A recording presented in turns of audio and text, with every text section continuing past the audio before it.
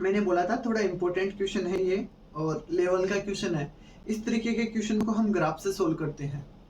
इस तरीके के क्वेश्चन को हम ग्राफ से सोल्व करते हैं। किस तरीके से ग्राफ बनाएंगे सर, साइन का बनाएंगे या कोस का ग्राफ बनाएंगे, ये भी बहुत इंपॉर्टेंट बात है। लेकिन मैं इतना बोलना चाहूंगा कि जो बाहर है हमेशा इसका ग्राफ बनेगा और ये बाउंड होना चाहिए, ये बाउंडेड होना चाहिए। अगर सर बाउंडेड ना हो तो उसके अलावा हम और देखेंगे कि बाउंडेड ना हो, अनबाउंडेड हो तो क्या करना चाहिए।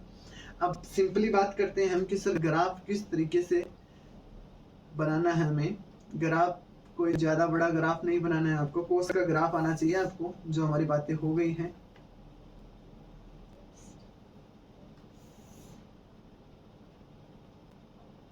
ध्यान से देखिएगा।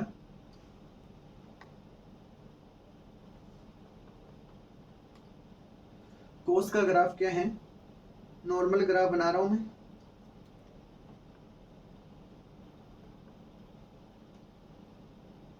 कोस का ग्राफ ऐसा है।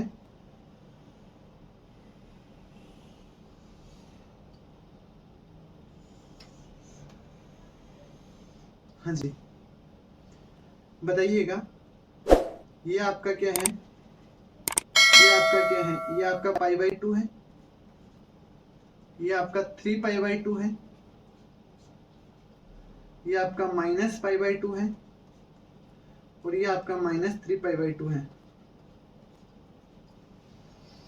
यहाँ तक आपके समझ में आ गया होगा। हमने कोस अक्ष का ग्राफ बनाया है, कोस अक्ष का ग्राफ बनाया है। हाँ जी, अंदर वाले का ग्राफ नहीं बनाया हमने, बाहर वाले का ग्राफ बनाया है। जो कोस अक्ष है उसका ग्राफ हमने बनाया है भाई।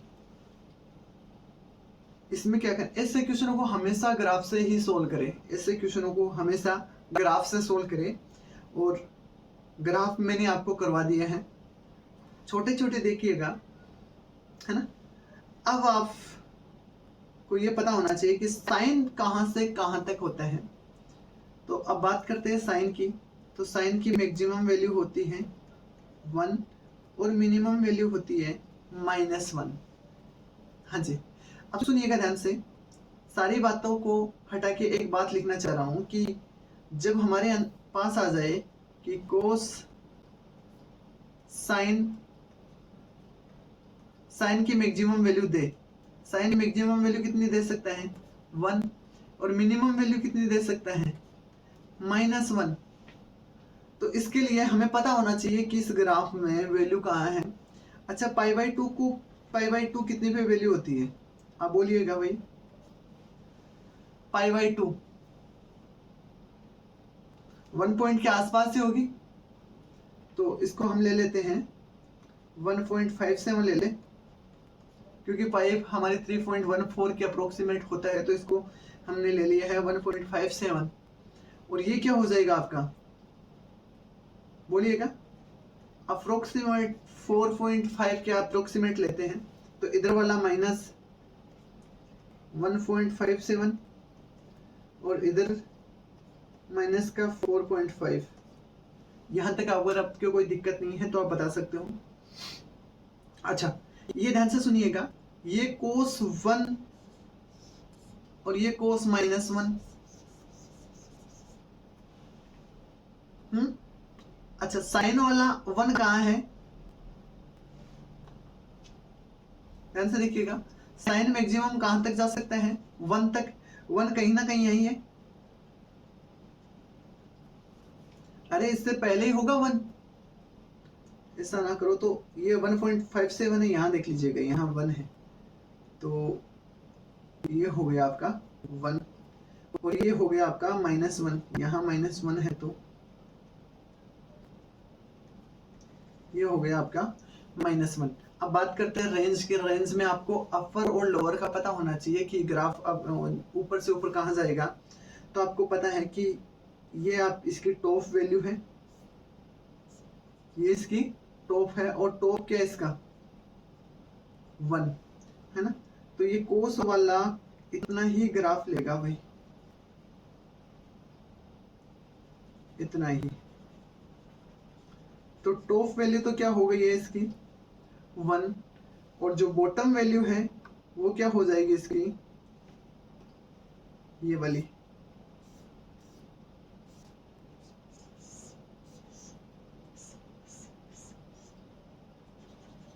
ये वाली, ये कितनी हो जाएगी कोस 1। अच्छा, इधर वाला ये कोस -1 होगा। कोस -1 भी क्या हो जाएगा, कोस -1 इक्वल टू कोस 1 ही हो जाएगा। छोटी छोटी बातें हैं जो आपसे की जा रही है। अगर आपके यहाँ तक कोई समस्या है तो वो बताइएगा, हम फिर से कर सकते हैं, ऐसी कोई बड़ी बात नहीं है। जिन बच्चों की समझ में नहीं आया वो एक बार लिखिएगा कि सर वापस करवाइए। रिपीट लिख दीजिएगा भाई, मैं वापस करवा दूंगा।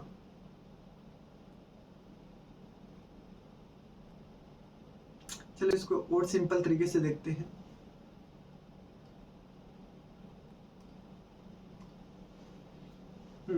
ध्यान से सुनिएगा, एकदम जीरो लेवल से इसको वापस देखेंगे। धुंधली धुंधली यादाश्त आपके रही होगी जो पहले हमने अभी बात की है। हमेशा ग्राफ बाहर वाले का बनाइए।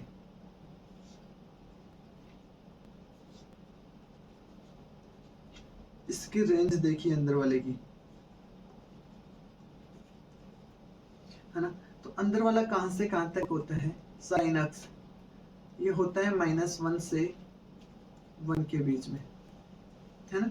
तो इसका मतलब ये हुआ कि कोस में या तो ये ज्यादा से ज्यादा दे सकता है कोस 1, या कम से कम कितना दे सकता है कोस -1, है ना। तो पहले ग्राफ बनाने की बात करते हैं, तो ग्राफ बना लेंगे भाई हम। ये रहा कोस का ग्राफ।